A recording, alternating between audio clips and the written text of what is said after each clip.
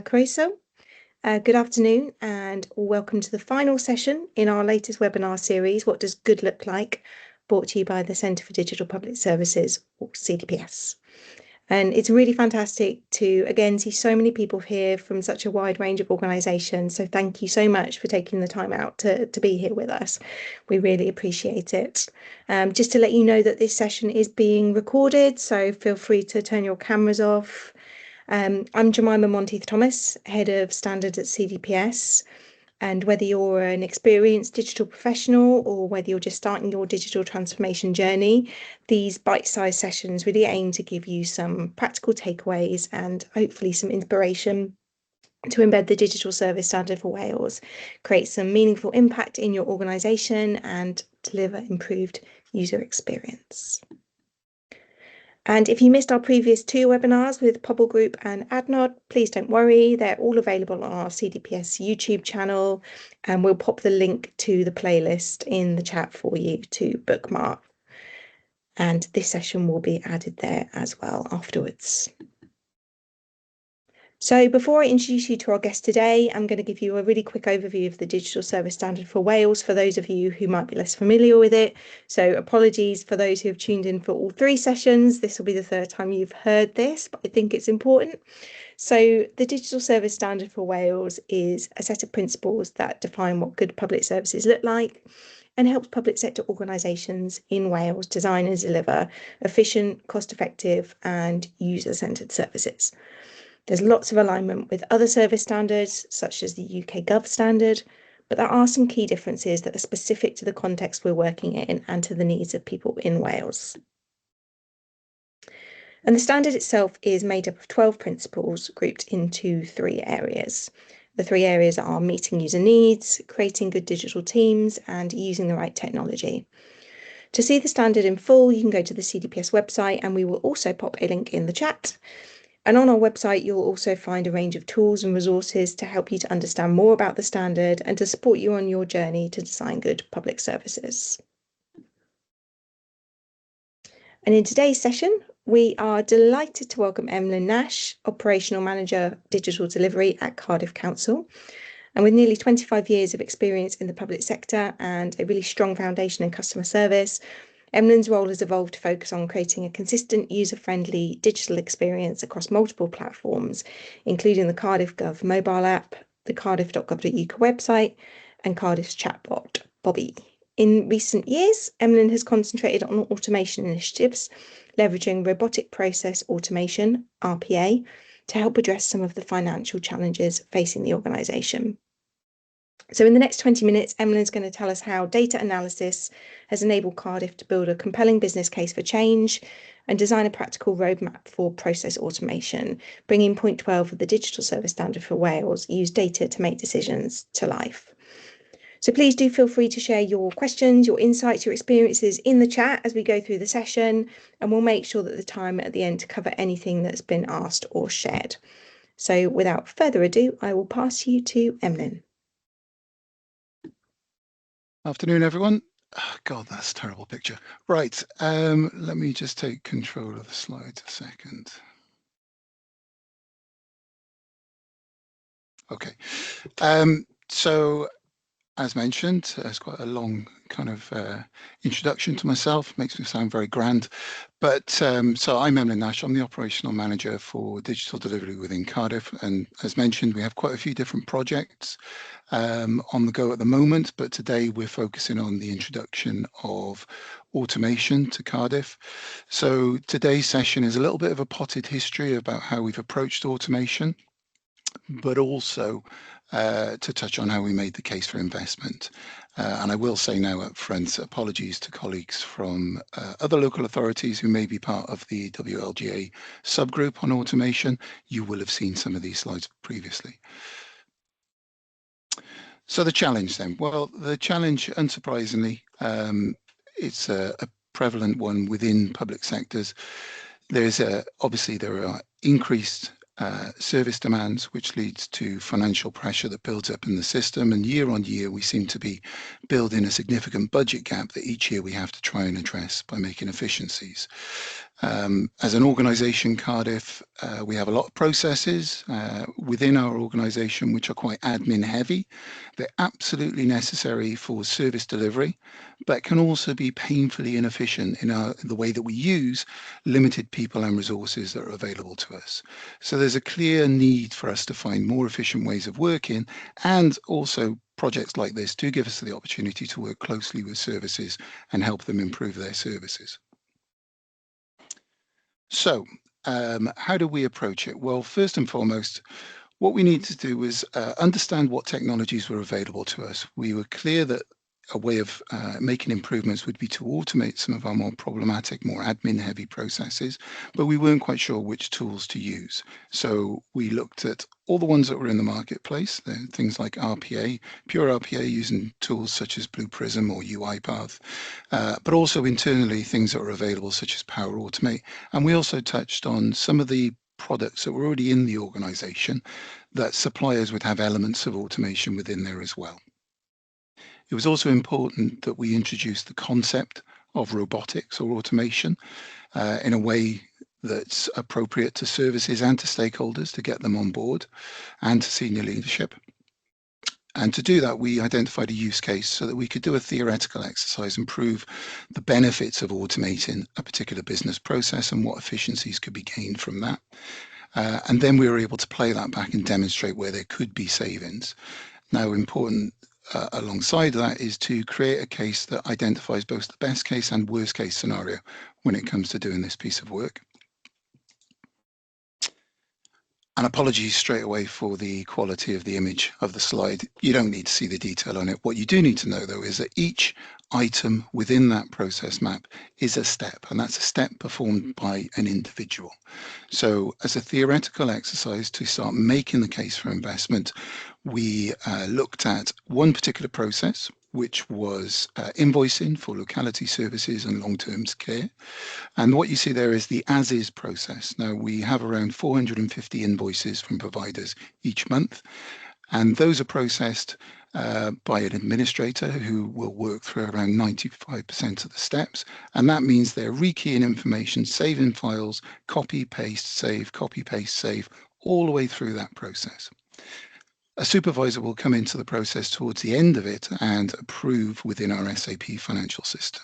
So we're using that as a use case and having good data from the service around how long each step takes, we were able then to go through and redesign that process and try and strip out some of the waste and look at it through the lens of automation.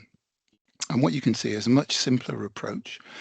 And there are some key things that we picked out from this. So we wanted to use a single entry point and recommended that we remove posts as an option as the entry point for automation.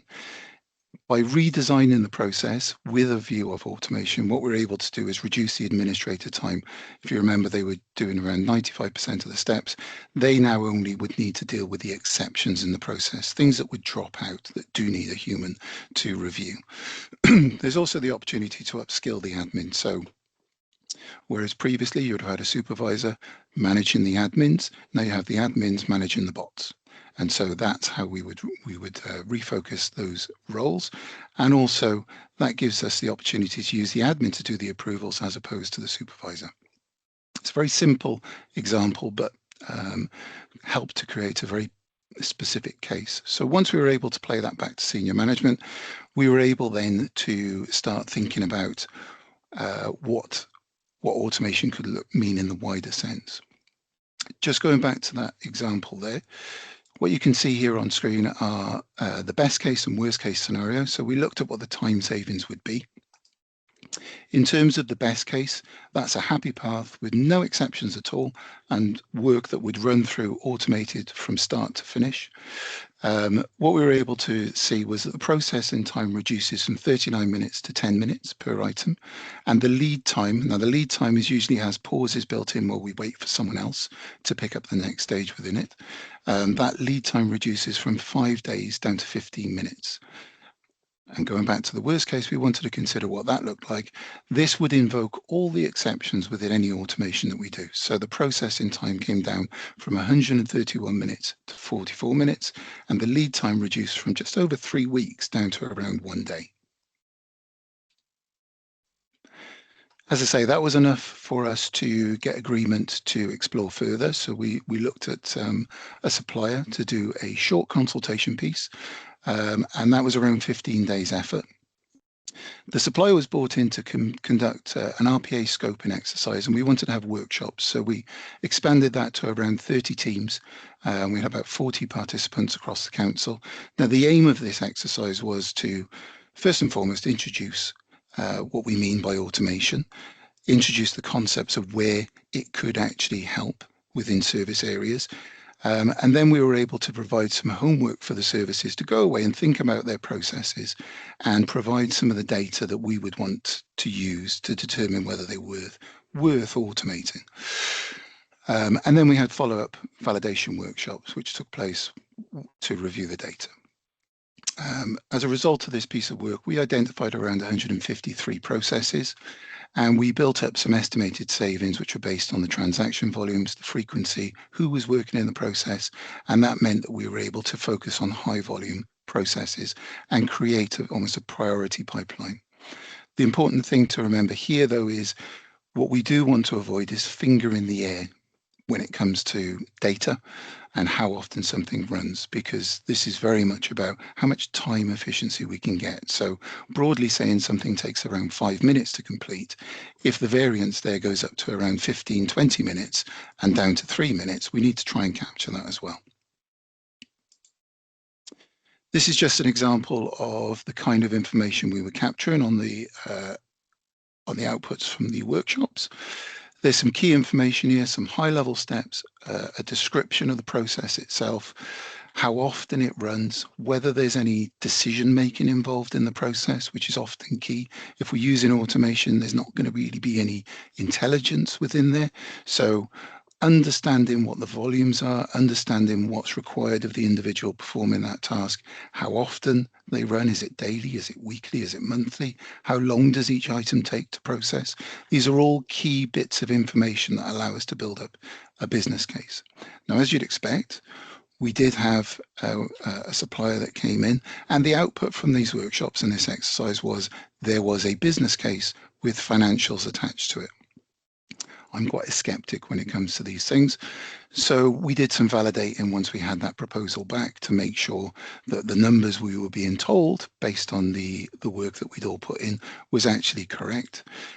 What we identified was, after doing some internal validation on the proposed year one pipeline, the supplier's option gave us a break-even position after around month 13, where we would start making true efficiencies. But we wanted to just double check those numbers. So what we found was that when we were in a group setting, people often underestimated how long a particular task took, and having one-to-one conversations with people actually allowed us to get right into the detail of exactly how much a given task would consume in terms of the workforce. We also checked to see when a process was last reviewed. Not every process, we may have been running processes for several years without really questioning why we do those particular steps, and were there improvements. We also looked at the roles and the grades, seasonal peaks, any compliance issues, what the entry point looks like. To sum it all up, the findings that we had when we did that internal review, 4 out of the 9 processes which were earmarked for year one actually dropped out of scope. And that could be because they had a lower ROI, or they just weren't suitable. So they may have had lots of paper, hard copies involved, which aren't great for automation. But what we did see after that level of investigation, we did see that the remaining 5 had an increased FOI. So from that point of view, that gave me some degree of assurance that we had a business case that we could actually build up. So in terms of my checklist, is there evidence-based justification? Is there strategic alignment with what we as an organisation say we're going to set out and do? Are there financial and operational benefits? And the important thing here is around improving efficiency, but also service quality. So what are the better outcomes we can achieve through automating some of these tasks? And also, because we've completed an exercise, are we mitigating some of the risks around adoption by ensuring that we have good levels of communication and engagement right from the top all the way down to the service teams? So our chosen approach. So we settled on RPA as a way of automating some of these tasks. If you don't know what RPA is, although I do think it has been discussed previously on these forums, RPA is robotic process automation. So it's a software that mimics the actions that an officer would carry out within a given process, and that's reading documents, extracting data, copy and pasting information, all across the systems that we currently use. And in order to do that, the bots themselves need access, have user accounts, so they can log in and perform tasks in the same way that an officer would do. And likewise, they are trained in how to perform that task. The virtual workers can work 24/7 and can be scheduled on different tasks at different times of the day, depending on demand. And the option we chose was we went with Blue Prism's Azure platform, and we've domain joined that to ours. So that means that we're able to carry our security wrapper around that environment to ensure that our data is held and securely processed. For our delivery, we set up a delivery team. So we had a project manager, a BA, and a software engineer. I've actually supplemented those posts with an additional couple of resources from my area. Each virtual worker is given an identity. So you can see on the right-hand side, we have 5 bots. They don't really look like that, but they are bots. So it gets people thinking about what they could be, virtual workers. So every bot is given a name. Because it's on the Blue Prism platform, every name begins with the letter B and has Prism as the surname. They all have 365 accounts, and you can see Barbara Prism there has her own ID badge, or their own ID badge, as I should say. So we have 5 bots. We've got Barney, Bella, Barbara, Bronwyn, and Bradley, I want to say. I always forget the last one. But that's really helpful, because what we have now is the service area saying, oh, there's something wrong with Barbara. Barbara's not processed. Barbara hasn't done this. Can we get Bradley to work on this process? So the language is there now for people. We have had further engagement with senior management and service teams to identify more processes as well. And in terms of our delivery, the first process went live in October 2024, and I'll show you some stats around how well Barbara's performing in that particular process. We've got 6 now live, and we have 6 in development, and it's a constant stream of development where we sit down with service areas, map out their processes, and work out how we're going to automate those tasks. We're doing some further work with colleagues in the NHS in Cardiff and Vale, because some of our processes actually require council officers to log into NHS systems to check data. So it makes sense in some of those processes where we can actually RPA some of that as well, so that we have a full end-to-end part of our council processes. And there's an opportunity here as well to share learning and understanding about where RPA could benefit. There's a close alignment, as you'd expect, from the project and finance internally, so that we can identify any savings or efficiencies. And as I mentioned, we keep going back out to areas. We keep having a lot of people coming forward with processes. So we're always reviewing our pipeline and looking at opportunities. In terms of how we prioritize those opportunities, I won't go through all of this, but what you'll see is when we get all the data back from service areas, we're looking really at 2 key scores. The first one is ease of implementation, and the second one is overall benefit. Now, that will seem like an oversimplified view, but you can see we've put some weight in against those as well. So in terms of total benefit, we are heavily weighting 40% of the score against FTE, the amount of effort and time used.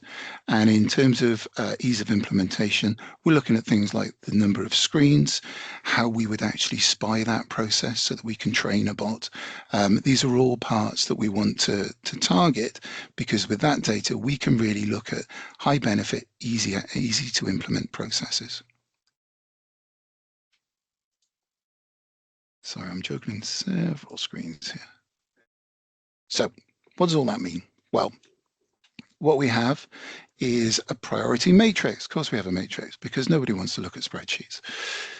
Fundamentally, all we need to be concerned about for RPA specifically is all of those processes that are mapped across in the upper right-hand quadrant. These are the ones that are easy to implement and have a high benefit for the organisation should we automate them. Now, there are complexities involved in that, but it certainly helps us prioritise which ones we want to use our resources and which ones we would want to consume RPA licenses on. Now, what you'll spot also, there's a lot of process here in the bottom, in the lower right-hand side. These are processes which I probably wouldn't use an RPA license on, but there will be tools within the organisation, such as Power Automate, that we can make some efficiencies and make improvements for service areas, but we can pick them off incrementally. So there's lots there to be considering, but it does help us build up that roadmap of work. Now, in terms of using data to track the progress of ones that we've put live, so this is the first process we've put live. So this is Barbara working really, really hard for 12 months. I think the date on this takes us to middle of November. So nearly just over 12 months. So what you can see here is this process itself is a prime example of where using people in the right way just makes sense. This is a process that where we would have information from the DWP that comes into the benefits section, and each item needs to be linked to a benefits claim. So we have officers who are sat there waiting for these notes to come in from the DWP, searching and finding the correct benefits claim, attaching the note, and then closing that, and then moving on to the next one. And that's a rinse and repeat. So it's a no-brainer for me that you would try and automate that process. And you can see here the results. So over the 12-month period, it's over 121,000 items have been processed, of which 112,000 have been successfully matched against the claim and uploaded. We have in the red figure there, we have total exceptions. Now, the total exceptions are generally business exceptions. You'll see in that exceptions box that the number is actually 15,000. 6,000 of those are where the system hasn't responded. Not Blue Prism, but our Capita system that we're using for benefits claims. It's slow to respond, so the bot then moves on to the next one. But that gives us a 92% completion rate, which is pretty impressive for 12 months of running. Very few breakages. In the middle section, you can see what the demand's been like. So the bot will work through its work list until it's complete, and then it will move on to another task. And you can see around May, that's when we've got our peak in demand. In terms of how much time we're saving, we calculate that the average officer will probably be around 6 hours in a working day as productive, purely because you have breaks, you have team meetings, you have one-to-ones, all of those sort of things that will eat into a working day's hourly rate. And what you can see here is, based on that 5.92 hours estimated as being an FTE, we're actually in peak periods probably tripling that when it comes to the amount of work that we're going through. So just finally then, on lessons learned, messaging for us was very key. How do we translate quite an abstract concept, which is robots, into something that's tangible for service teams and senior management to get on board with? The language was a big switch for us, moving away from RPA, moving to virtual workers, and actually giving them all names and giving them characters and personalities goes a long way for people to translate that as to how it could work within their part of the business. It does require resource, so people know what skills you need, be prepared to retrain and plan for success. And what I mean for that is, actually, we know the more processes we build, the bigger my team will need to become to manage those processes. And we have risks sometimes of either we're doing a lot of BA work, but we have a development bottleneck at times because I haven't got enough developers to build these processes. But that's part of how we plan the roadmap and sequence the work. Take the opportunity to fix the processes before automating. If you can avoid, we've always worked that way. It's probably the first time this process has been looked at for several years. So it's good to have fresh eyes and to challenge, and in automation terms, remove some of the unnecessary steps because they're not relevant anymore.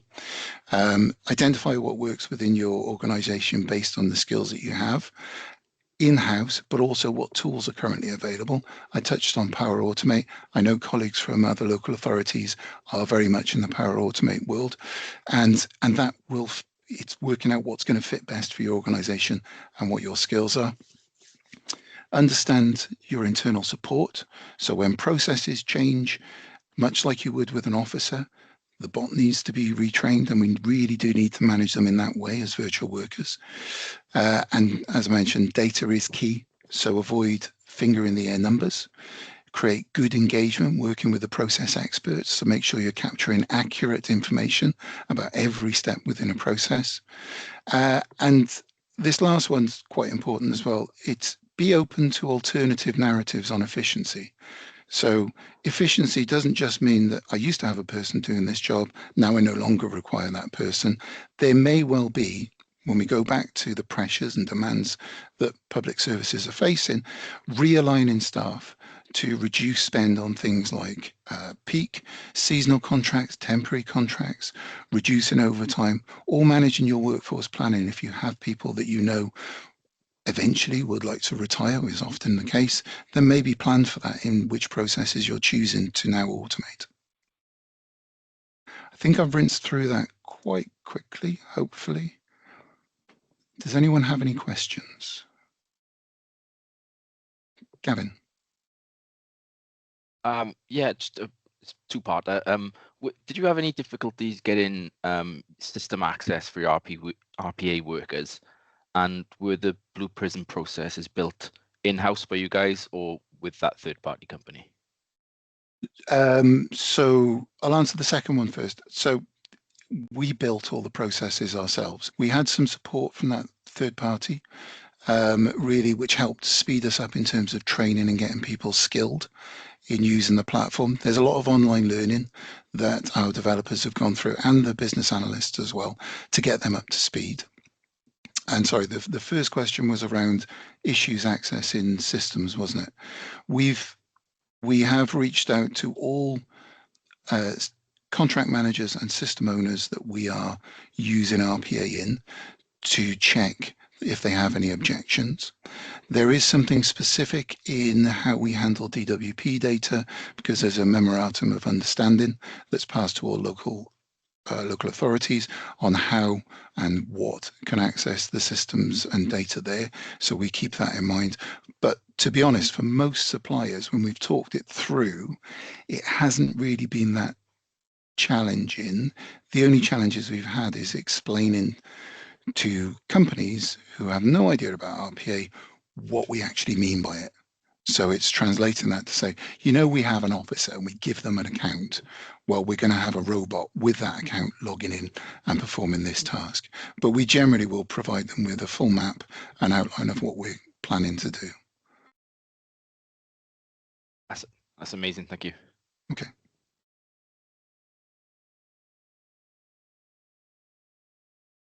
Any other questions? If anyone does have any other questions, we'll pop the standards email in the chat and you can send them through afterwards and we'll share them with Emlyn and get back to you. We're at time now for the session, so I will just run through the last slides.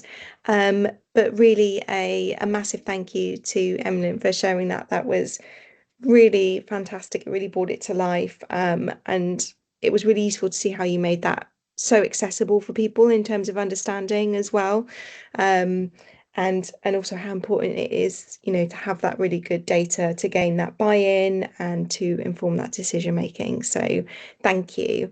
As I said, we've got a recording of this session and we will pop it on our YouTube channel. Before you go, if I can ask you to fill in our event feedback survey, and you've got the QR code on the screen here. You can either use the QR code or you can go to menti.com and pop the codes in either Welsh or English there. And again, just thank you so much for attending, and thank you so much, Emlyn, for your fantastic presentation. Thanks very much.